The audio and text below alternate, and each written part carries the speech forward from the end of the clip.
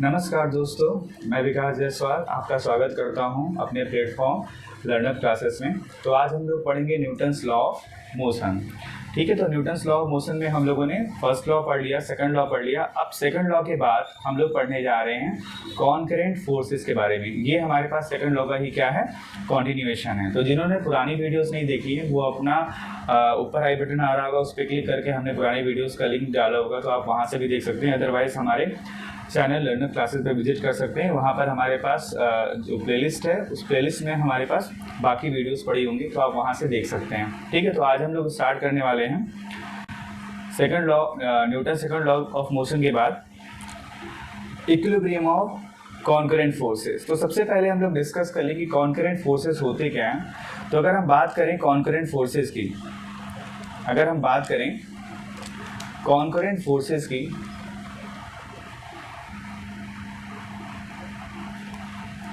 तो concurrent forces हमारे पास क्या होता है, when the line of action of more than two forces are same then they are called concurrent forces. जब हमारे पास लाइन ऑफ एक्शन जो होता है, दो या दो से ज़्यादा फोर्सेस का सेम ही होता है, तो हम लोग उसको बोलते हैं कॉन्करेंट फोर्सेस। जैसे मान लो ये हमारे पास एक पॉइंट है, इसी पॉइंट के अबाउट हमारे पास एक फोर्स F1 लग रहा है और एक फोर्स F2 लग रहा है, एक फोर्स मान लो F3 लग रहा है। तो ये तीनों हमारे पास क्या है, कॉन्करेंट फोर्सेस है, क्योंकि इन तीनों का जो लाइन ऑफ एक्शन है वो हमारे पास क्या है, सेम पॉइंट है। ठीक है, अब इक्विलिब्रियम ऑफ कॉन्करेंट फोर्सेस हमारे पास क्या होता है, इक्विलिब्रियम ऑफ कॉन्करेंट फोर्सेस, अगर हमारे पास किसी पॉइंट पर, ठीक है, अगर हमारे पास किसी पॉइंट पर मोर देन टू फोर्सेस ऐड कर रहे हैं और उनका अगर हमारे पास रिजल्टेंट क्या है, जीरो है, तो हम कहते हैं कि जो हमारे पास कॉन्करेंट फोर्सेस हैं वो किस स्टेट में है, इक्विलिब्रियम स्टेट में है। ठीक है, if all the forces working on a body और acting on a same point then they are said to be concurrent forces. When they are acting on the same point, then they are said to be concurrent forces. A body under the action of concurrent forces is said to be in equilibrium when there are no change in their state of rest or uniform motion along the straight line. ठीक है, तो अगर हमारे पास number of forces लग रहे हैं किसी point पर, बट हमारे पास बॉडी का स्टेट चेंज नहीं हो रहा है, मान लो अगर बॉडी रेस्ट पर है तो रेस्ट पे ही रह रहा है, और अगर बॉडी मोशन में है तो यूनिफॉर्म मोशन में ही मूव कर रहा है, तो हम लोग कहेंगे कि वो हमारे पास फोर्स जो लग रहा है वो हमारे पास इक्विलिब्रियम में है। ठीक है, necessary condition for equilibrium of body under action of concurrent forces is that vector sum of all forces. Basically हमारे पास क्या हो जाएगा, जो वेक्टर सम हो जाएगा, वेक्टर सम हमारे पास क्या हो जाएगा, सारे फोर्सेस का क्या होना चाहिए, जीरो होना चाहिए। ठीक है, अगर मैथमेटिकली मैं लिखना चाहूँ तो summation of all the forces हमारे पास क्या आना चाहिए, जीरो होना चाहिए। इसको हम ऐसे भी लिख सकते हैं, summation of force in X direction was zero, summation of force in Y direction is also a zero, and summation of force in Z direction is also a zero. यानी हर डायरेक्शन का जो हमारे पास समेशन होना चाहिए force का, वो क्या होना चाहिए, जीरो होना चाहिए। तो हम लोग कहेंगे कि हमारे पास जो फोर्सेस है वो किस स्टेट में है, इक्विलिब्रियम स्टेट में। ठीक है, तो बस इतना सा हमारे पास बेसिक सा कॉन्सेप्ट है। अब यहाँ पर हम लोग देख लेते हैं, ये हमारे पास अगर तीन फोर्सेस एक ट्राइंगल के साइड्स में के तरह से दिखाई जा रही है, और जो ऑर्डर है हमारे पास वेक्टर्स का, वो हमारे पास सेम होना चाहिए। इसका मतलब जैसे मान लो हमारे पास ऑर्डर का क्या मतलब है कि जैसे हमारे पास क्या है, एक फोर्स है, ये मान लो F1 फोर्स है, ये दूसरा फोर्स हमारे पास क्या है, F2। ऑर्डर सेम होने का मतलब क्या है कि जहाँ पर फर्स्ट वेक्टर का क्या होगा, हेड होगा, वहाँ पर सेकेंड वेक्टर का हमारे पास क्या होगा, टेल होगा। अब फिर हमारे पास ये F3 है मान लो, तो ये अगर इस तरीके से हम किसी फोर्सेस को रिप्रेजेंट करते हैं तो ये हमारे पास कहलाएंगे कॉन्करेंट फोर्सेस इन इक्विलिब्रियम। ठीक है, तो ये तीनों force F1, F2 and F3 are in equilibrium. F1, F2 and F3 is in equilibrium. ये हमारे पास क्या है, इज इन इक्विलिब्रियम, ये हमारे पास इक्विलिब्रियम में है। ठीक है, तो आगे हम लोग देखते हैं, ये भी हमारे पास कहीं जगह पर यूज होगा प्रॉब्लम को सॉल्व करने के लिए, लैमिस थ्योरम। तो लैमिस थ्योरम के अकॉर्डिंग अगर हमारे पास किसी पॉइंट पर क्या हो रहा है, किसी पॉइंट पर अगर हमारे पास फोर्स लग रहा है, ठीक है, तीन फोर्स मान लो हमारे पास लग रहा है F1, F2, F3। F1 और F2 के बीच में जो हमारे पास एंगल है वो है हमारे पास, सपोज दैट F1 और F2 के बीच में गामा है, F2 और F3 के बीच में हमारे पास अल्फा है और F1 और F3 के बीच में हमारे पास क्या है, बीटा है। तो हम लिख सकते हैं F1 एक्सक्यूज में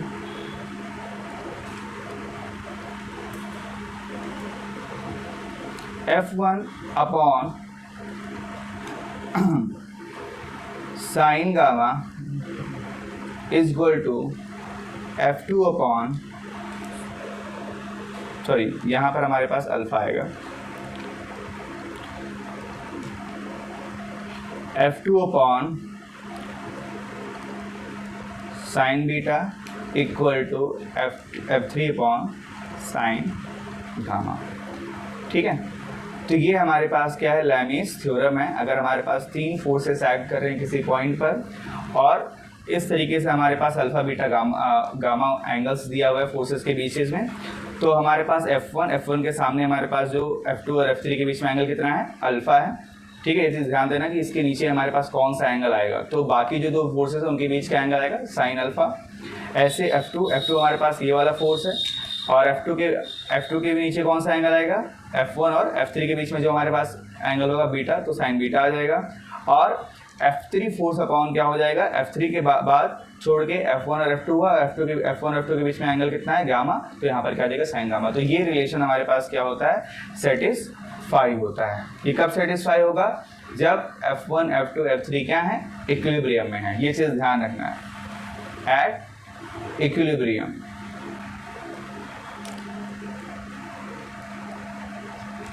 ठीक है, आगे तो ये इतना सही हमारे पास क्या है, कॉन्करेंट फोर्सेस के बारे में है। अब जब हम इसकी प्रॉब्लम्स करेंगे तो वहाँ पर हमें अच्छे तरीके से समझ में आएगा कि हमारे पास इसका एप्लीकेशंस क्या हैं। ठीक है, तो वन बाय वन हम प्रॉब्लम करेंट फोर्सेस पे हम प्रॉब्लम देखते हैं। सबसे पहला प्रॉब्लम हम लेते हैं अ वेटलेस, अच्छा प्रॉब्लम है। A weightless ladder 20 feet long rest against a frictionless wall at angle 60 degree with horizontal. ठीक है, 150 pound man is 4 feet from the top से दिया है ladder और horizontal force is needed to prevent from slipping. Choose the correct magnitude from the following. Okay, ठीक है, तो सबसे पहले हम क्या करते हैं, डायग्राम ड्रॉ करते हैं। तो मान लेते हैं ये हमारे पास ये वॉल है, इस तरीके से। मान लो हमारे पास लैडर ऐसे रखा हुआ है इस तरीके का।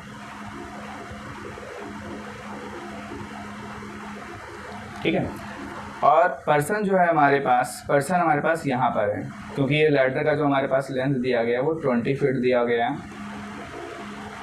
पर्सन यहाँ पर है, ये मान लेते हैं लैडर हमारे पास ए और बी पॉइंट पर टच कर रहा है वॉल को और ग्राउंड को। ये सी पॉइंट पर हमारे पास पर्सन है, इस पॉइंट को मैं ओ मान लेता हूँ। ठीक है, तो ये हमारे पास डिस्टेंस दिया है 4 फीट, ये डिस्टेंस हमारे पास 4 फीट दिया है, तो ये डिस्टेंस हमारे पास कितना हो जाएगा, 16 फीट हो जाएगा। ठीक है, अब इसमें हमें हॉरिजॉन्टल फोर्स निकालना है। मान लेते हैं हमारे पास यहाँ से हम लोग इस पॉइंट पर ए पॉइंट पर F फोर्स अप्लाई करेंगे। ठीक है, F फोर्स हम क्या करेंगे, अप्लाई करेंगे। ठीक है, तो सारी फोर्सेस को पहले हम ड्रॉ कर लेते हैं। इस पॉइंट पर हमारे पास क्या लगेगा, एक नॉर्मल रिएक्शन फोर्स लगेगा, एक हमारे पास क्या लगेगा, नॉर्मल रिएक्शन फोर्स लगेगा। सपोज दैट ये एक नॉर्मल रिएक्शन फोर्स इधर लगेगा R1 और इधर लगेगा थोड़ा सा R2। ठीक है, ये हमारे पास फोर्सेस हमने बना लिया, इतनी फोर्सेस लग रहे हैं और जो इसका वेट होगा वो वेट हमारे पास नीचे की तरफ ऐड करेगा W। ठीक है, अब ये जो हमारे पास लैडर है वो कहाँ पर है, इक्विलिब्रियम में है। तो एट इक्विलिब्रियम, अगर हम एट इक्विलिब्रियम की बात करें तो एट इक्विलिब्रियम हमारे पास जो मूवमेंट ऑफ फोर्स होगा किसी पॉइंट के अबाउट वो 0 होगा। ठीक है, तो मूवमेंट ऑफ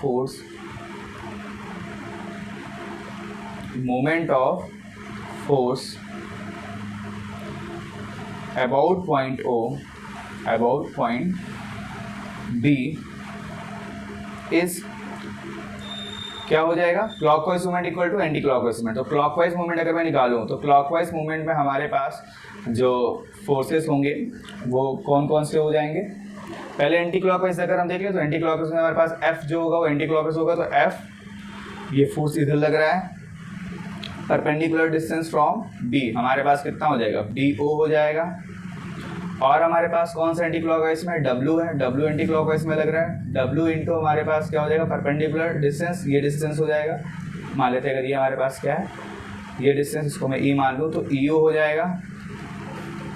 ठीक है, अगर मैं बात करूँ R1 की, तो R1 के अबाउट हमारे पास 0 हो जाएगा, R1 के अबाउट हमारे पास क्या हो जाएगा, डिस्टेंस 0 हो जाएगा, equal to B point clockwise की अगर हम बात करें तो R2 इंटू परपेंडिकुलर डिस्टेंस हमारे पास हो जाएगा AO।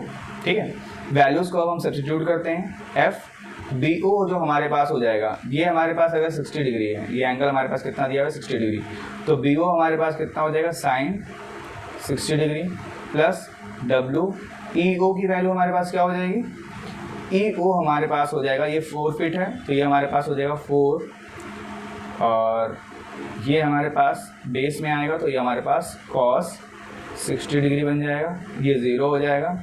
R2 AO की अगर हम बात करें तो AO हमारे पास जो है वो हो जाएगा हमारे पास ये डिस्टेंस 20 cos कितना हो जाएगा, 60 डिग्री। ठीक है, आगे हम इधर सॉल्व करते हैं।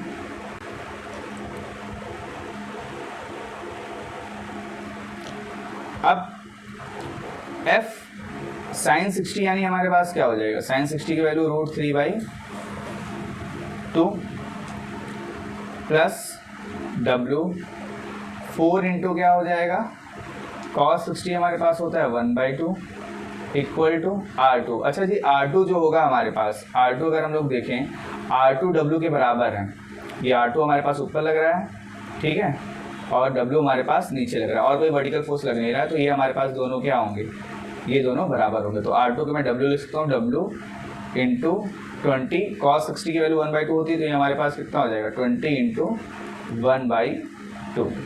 ठीक है, तो अगर मैं f की वैल्यू निकालूँ तो ये अगर हमारे पास f हमारे पास √3/2 है, √3/2, ये हमारे पास क्या हो जाएगा, ये 2 1 जा 2 2 जा यानी 2W और यहाँ पर हमारे पास 10W, तो 10W माइनस 2W हो जाएगा, यानी f की वैल्यू हमारे पास क्या आ जाएगा, 8W अपॉन √3 इंटू 2।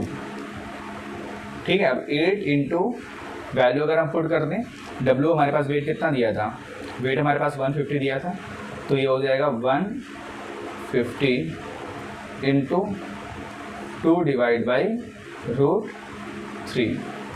तो इसको अगर हम सिंप्लीफाई करते हैं तो हमारे पास क्या आ जाएगा, तो अगर इसको हम सिंप्लीफाई करते हैं तो हमारे पास जो वैल्यू आएगा वो क्या आएगा, अच्छा इसमें यहाँ पर साइन 60 नहीं होगा, यहाँ पर हमारे पास क्या होगा, BO की वैल्यू 20 होगी ना, तो यहाँ पर 20 और आता रहेगा, यहाँ पर हमारे पास क्या आ जाएगा, 20 और आएगा, यहाँ पर भी 20 रहेगा और यहाँ पर भी हमारे पास क्या आएगा, बेसिकली 2 इधर आया है तो 20 हमारे पास नीचे भी रहेगा। ठीक है, तो यहाँ पर भी 20 रहेगा। अब इसको अगर हम सिंप्लीफाई करेंगे, ठीक है, इसको जब हम क्या करेंगे 150 को सिंप्लीफाई करेंगे तो ये हमारे पास जो वैल्यू देगा, ठीक है, सॉल्व करने के बाद 0 से 0 कट जाएगा, 2 से 2 कट जाएगा, ये जो हमारे पास आएगा वो वैल्यू हमारे पास किसके बराबर होगा, 70 LB। ठीक है, तो फोर्स हमारे पास किस में आता है, FPS सिस्टम में LB में हमारे पास आएगा। ठीक है, तो ये हमारे पास C ऑप्शन क्या होगा, सही होगा। ठीक है, तो इस टाइप के प्रॉब्लम्स रहेंगे हमारे पास, फोर्सेस को एक्सप्लोर करना रहेगा हर पॉइंट के अबाउट। ठीक है, अच्छा प्रॉब्लम था, एक बार फिर से इसको तुम लोग रिपीट करके देख लेना। आगे हम लोग नेक्स्ट प्रॉब्लम लेते हैं। नेक्स्ट प्रॉब्लम हमारे पास कौन सा है, A mass M is suspended by a rope from a rigid support at P as shown in the figure. Another rope is tied to the end Q and it pulled horizontally with a force F. F force से खींचा जा रहा है. If the rope PQ makes angle theta with a vertical, then the tension of the string PQ is. ठीक है, अब देखो यहाँ पर हमारे पास जो फिगर दिया गया है, इस फिगर में अगर हम लोग देखें, यहाँ पर हम एक फोर्स F अप्लाई कर रहे हैं। ठीक है, तो अगर एट पॉइंट Q में फोर्सेस को क्या करूं, ड्रॉ करूं, तो ये पॉइंट अगर हमारे पास Q है तो एक फोर्स F इधर लग रहा है तो टेंशन फोर्स होगा वो हमारे पास इधर लग रहा होगा T फोर्स, वेट हमारे पास mg इधर लग रहा होगा, मास m है तो mg हमारे पास इधर लग रहा होगा। ये एंगल अगर हमारे पास कितना है, ये अगर एंगल थीटा है, ये एंगल अगर हमारे पास कितना है, थीटा है, तो अगर मैं यहाँ से ड्रॉ करूँ, यानी यहाँ से मैं अगर मैं एक लाइन ड्रॉ करूँ तो ये एंगल भी हमारे पास क्या होगा, थीटा होगा। ठीक है, तो इस तरीके से मैं t को रिजॉल्व कर सकता हूँ दो कंपोनेंट में। एक हमारे पास क्या हो जाएगा, t cos थीटा हो जाएगा, और इधर हमारे पास क्या आ जाएगा, t sin थीटा। ठीक है, अब हम क्या करते हैं, इक्वेट करते हैं, तो इक्वेशन बनेगा, यानी f इक्वल टू एक तो हमारे पास t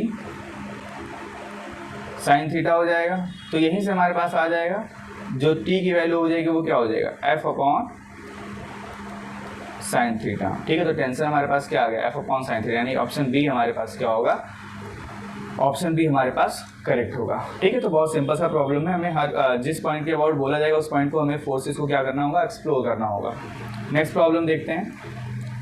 नेक्स्ट प्रॉब्लम हमारे पास है, in the figure following pulley P1 is movable and P2 is fixed, यानी ये जो हमारे पास ये वाला पुली है, ये पुली हमारे पास क्या है, ये हमारे पास मूवेबल है और ये हमारे पास फिक्स है। ठीक है, अब हमें value of theta will be, यानी हमें इस थीटा को क्या करना है, फाइंड आउट करना है। शुरू करते हैं भाई। तो देखो, अगर मैं P पॉइंट को क्या करूं, एक्सप्लोर करूं, तो P पॉइंट के अबाउट ये जो P1 पॉइंट है, पुली 1 है, इस पर अगर मैं फोर्सेस करूँ तो हमारे पास फोर्सेस W क्या हो रहा है, नीचे की तरफ एक्ट कर रहा है। ठीक है, यहाँ पर एक टेंशन हमारे पास T1 होगा, इधर एक्ट कर रहा होगा, और एक टेंशन T2 होगा, इधर एक्ट कर रहा होगा। ठीक है, ये हमारे पास एंगल कितना है, यहाँ से हमारे पास एंगल दिया हुआ है, ये एंगल थीटा है। अगर ये थीटा है तो इस हिसाब से हमारे पास ये एंगल भी कितना हो जाएगा, ये एंगल भी थीटा हो जाएगा। ठीक है, और ये एंगल भी हमारे पास थीटा हो जाएगा। क्लियर? अब देखो, ये जो हमारे पास अगर थीटा है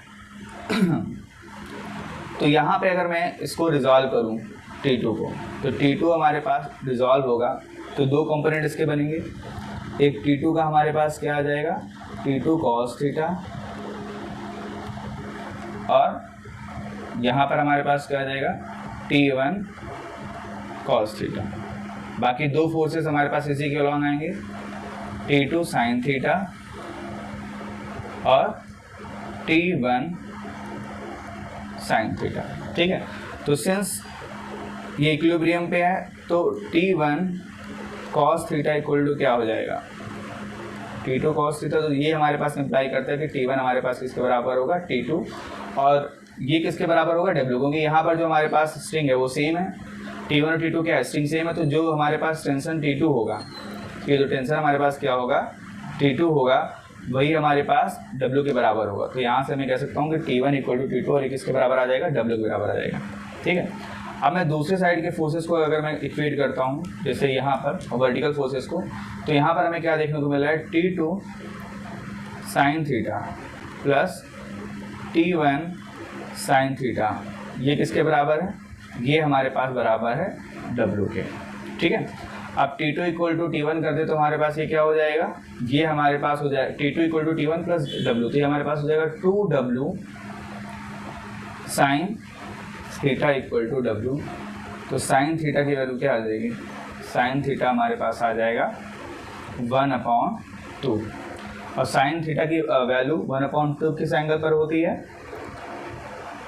30 डिग्री पे होती है। कितने पे होता है, सॉरी 60 नहीं होगा, यहाँ पर क्या हो जाएगा 30 डिग्री, यानी सही ऑप्शन हमारे पास कौन सा हो जाएगा, ऑप्शन बी हो जाएगा। ठीक है, तो इस तरीके से हम लोग क्या करेंगे, प्रॉब्लम को सॉल्व करेंगे। ऐसे ही नेक्स्ट प्रॉब्लम हम लोग देखते हैं। नेक्स्ट प्रॉब्लम ये हमारे पास क्वेश्चन नंबर 4 है।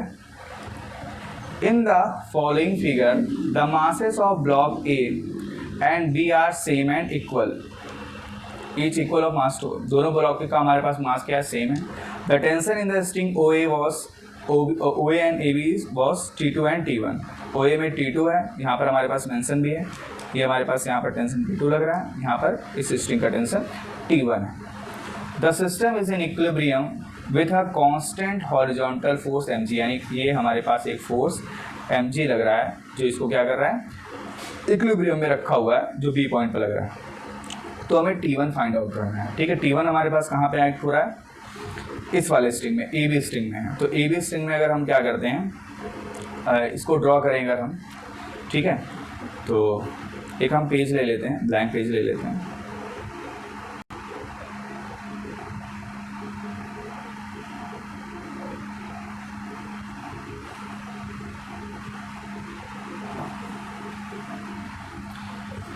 तो अगर हम देखें पॉइंट जो हमारे पास ये m मास है, तो ये हमारे पास मान लो पॉइंट B है। एक फोर्स हमारे पास mg इधर लग रहा है, तो यानी ये हमारे पास फोर्स क्या हो जाएगा, mg इधर लग रहा है। वेट हमारे पास mg नीचे लग रहा होगा, यानी वेट हमारे पास mg नीचे बना देते हैं, ठीक है। और टेंशन T1 हमारे पास इधर लग रहा है, ये हमने T1 बना लिया, ठीक है। एंगल हमारे पास कितना दिया हुआ है, θ1 दिया हुआ है, ठीक है। तो इसको θ1 इधर बना देते हैं। ये एंगल हमारे पास θ1 दिया है। अगर ये एंगल θ1 है, तो यहाँ से मैं अगर मैं ड्रॉ करूँ तो ये एंगल भी हमारे पास क्या होगा, θ1 अल्टरनेट एंगल। और यहाँ से अगर मैं फोर्सेस को 2 कंपोनेंट में रिजॉल्व करूँ तो ये आ जाएगा T1 cos θ1, और ये हमारे पास T1 sin θ1, ठीक है। तो 2 इक्वेशन बनेगा, T1 cos θ1 ये हमारे पास mg के बराबर आएगा, और T1 sin θ1 ये भी हमारे पास mg के बराबर आएगा, ठीक है। हमसे पूछा क्या गया है, हमसे पूछा गया है T1 की वैल्यू। T1 की वैल्यू अगर हमें निकालनी है तो हम क्या करें, इसका तरीका क्या होगा कि हम क्या करें, इन दोनों को स्क्वायर करें और ऐड कर दें। स्क्वायर करके अगर हम ऐड करेंगे, स्क्वायरिंग एंड एडिंग करते हैं दोनों इक्वेशन को, इक्वेशन 1 को और इक्वेशन 2 को, तो हमारे पास क्या हो जाएगा, यहाँ पर आ जाएगा T1 स्क्वायर, क्योंकि दोनों में कॉमन है, sine square theta plus cos square theta हमारे पास 1 बन जाएगा, ये अंदर आएगा। और इधर हमारे पास क्या हो जाएगा, इधर हमारे पास दोनों को स्क्वायर करेंगे तो हमारे पास ये आ जाएगा 2mg का होल स्क्वायर, ठीक है। ये वैल्यू 1 हो जाएगी, यानी T1 का स्क्वायर हमारे पास क्या आ जाएगा, 2mg का होल स्क्वायर। और जब हम T1 निकालेंगे तो T1 की वैल्यू हमारे पास क्या आ जाएगा, रूट ऑफ 2mg का होल स्क्वायर, तो यानी रूट 2mg का, तो mg हमारे पास बाहर आ जाएगा, तो यानी रूट 2mg जो हमारे पास आएगा वो हमारे पास क्या हो जाएगा, राइट ऑप्शन रहेगा, ठीक है। तो ये हमारे पास राइट ऑप्शन है। तो देखा आप लोगों ने कि किस तरीके से हमारे पास इस टाइप के प्रॉब्लम्स हो रहे हैं। सिंपली हमें क्या करना है, जिस पॉइंट के अबाउट जो भी चीज़ें पूछी गई है वहाँ पर फोर्सेस को हमें रिजॉल्व करना है, हॉरिजॉन्टल और वर्टिकल फोर्सेस को फिर हमें क्या करना है, इक्वेशंस बनाना है, और इक्वेशन से फिर हमारे पास क्या हो जाएगा, सॉल्व हो जाएगा, ठीक है। आगे बढ़ते हैं, नेक्स्ट प्रॉब्लम देखते हैं। तो next problem, in the above problem 4 the angle θ1। अब एंगल θ1 हमें निकालना है, तो एंगल θ1 निकालना है तो हम क्या करते हैं, इन दोनों इक्वेशन को डिवाइड कर देते हैं, 1 और 2 को। तो 1 और 2 को अगर हम डिवाइड करते हैं, डिवाइड इक्वेशन 2/1, तो ये हमारे पास क्या आ जाएगा, sine T1 sin θ1 divide by T1 cos θ1, तो ये हमारे पास क्या आ जाएगा, tan θ1, और tan θ1 हमारे पास क्या आ जाएगा, ये आ जाएगा 1 के बराबर। तो θ1 की वैल्यू हमारे पास क्या हो जाएगी, tan θ1 पर 1 कितना होता है, tan की वैल्यू 1 कब होता है, 45 डिग्री पे या π/4 पे, तो ये हमारे पास क्या हो जाएगा, π/4 यानी 45 डिग्री, ठीक है। तो ये ऑप्शन हमारे पास क्या हो जाएगा, राइट हो जाएगा, ठीक है। सिंपली हमारे पास ये हो गया। आगे बढ़ते हैं नेक्स्ट प्रॉब्लम के लिए। तो नेक्स्ट प्रॉब्लम हमारे पास ये है, अबव प्रॉब्लम से ही हमारे पास है। अब हमें टेंशन T2 फाइंड आउट करना है, ठीक है। तो अब T2 के अबाउट हम लोग क्या करेंगे, ये T2 हमारे पास है, तो T2 हमारे पास कहाँ पे लग रहा है, O A के बीच में लग रहा है। कहाँ पे लग रहा है, O और A के बीच में लग रहा है। तो यहाँ पर भी हम एक्सप्लोर करते हैं। देखो यहाँ पर हमारे पास mg क्या होगा, नीचे ऐड करेगा, T2 इधर ऐड करेगा, ठीक है। और एक T1 फोर्स हमारे पास इधर ऐड कर रहा है, ठीक है। तो एक्सप्लोर करते हैं यहाँ पर भी फोर्सेस को हम। पॉइंट ए पर जो टेंशन T2 है वो इधर ऐड कर रहा है, ठीक है। वेट जो हमारे पास है mg वो नीचे की तरफ एक्ट कर रहा है, और देखें क्या फोर्स लग रहा है, और T1 हमारे पास θ1 एंगल पे लग रहा है। ठीक है, T1 फोर्स हमारे पास θ1 एंगल पर इधर लग रहा है।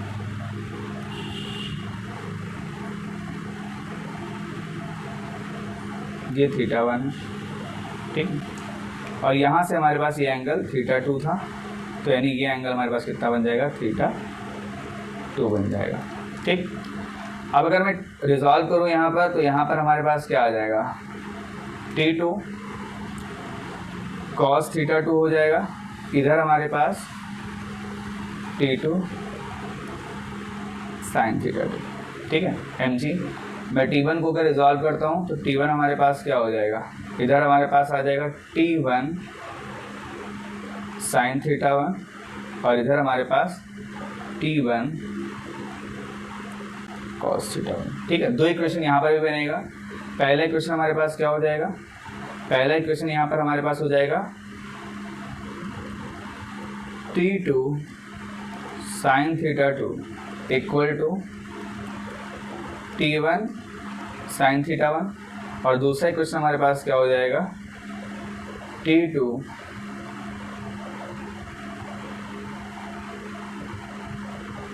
cos θ2 equal to mg plus T1 cos θ1। ठीक है, अब हमें क्या करना है, हमें वैल्यू निकालनी है T2 की। क्या करना है, T2 की वैल्यू हमें फाइंड आउट करना है। फिर हम क्या करते हैं, अपना यहाँ पर हमारे पास हेल्प लेना पड़ेगा T1 की वैल्यू हमारे पास क्या होगा, तो एक हम पहले ब्लैंक स्लाइड ले लेते हैं।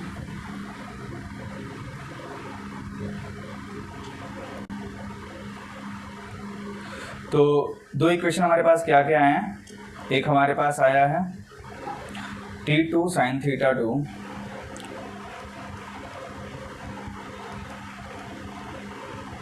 इक्वल टू T1 sin θ1, और इसको मैं सिंप्लीफाई करता हूँ, T2 sin θ2, T1 की वैल्यू कितनी आई है, √2 mg, और साइन θ1 की वैल्यू कितनी थी, 45 डिग्री। ठीक है, तो ये हमारे पास क्या आ जाएगा, √2 mg, और साइन 45 की वैल्यू क्या होती है, 1/√2, तो ये हमारे पास क्या आ जाएगा, mg, यानी T2 साइन T2 की वैल्यू हमारे पास क्या आ जाएगा, mg। ये पहला इक्वेशन आ गया। दूसरा हमारे पास क्या इक्वेशन आया था, T2 cos θ2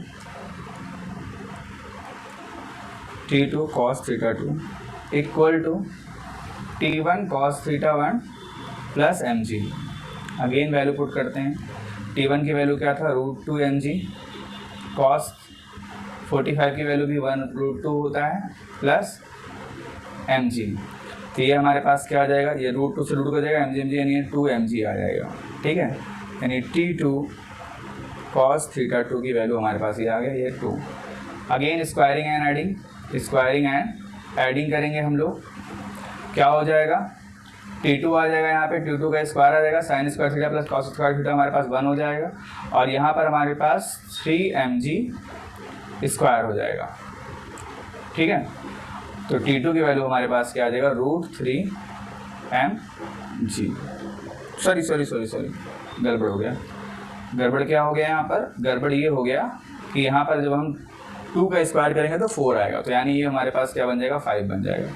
ये हमारे पास क्या बन जाएगा, 5 बन जाएगा, 5 mg स्क्वायर, और यहाँ पर हमारे पास √5 mg आएगा। तो T2 की वैल्यू क्या आ गया, 5 mg आ गया। ठीक, नेक्स्ट प्रॉब्लम हमारे पास क्या है, नेक्स्ट प्रॉब्लम है हमारे पास कि हमें θ2 निकालना है। तो θ2 हमारे पास कैसे आएगा, जो हमने इक्वेशन बना रखा है यहाँ पर, इसी को हमें डिवाइड करना है।